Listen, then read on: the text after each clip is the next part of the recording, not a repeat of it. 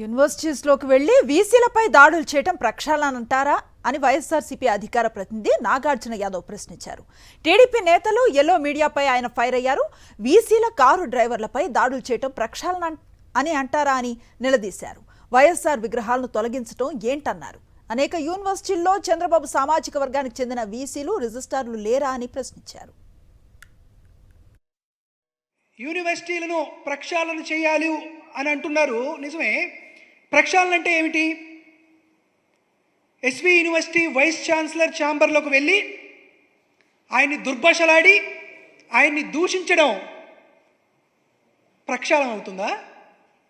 SK university vice chancellor కారును ఆపి ఆయన్ని బూతులు తిట్టి వారి కారు డ్రైవర్ పైన దాడి చేసి తన్నడాన్ని ప్రక్షాళన అని అంటారా?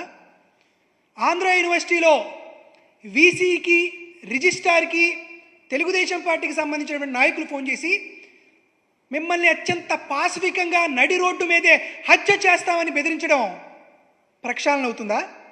లేదా మహానేత వైఎస్ రాజశేఖర రెడ్డి గారి విగ్రహాలని యూనివర్సిటీ క్యాంపస్ నుండి తరలిస్తే అది ప్రక్షాళన అవుతుందా?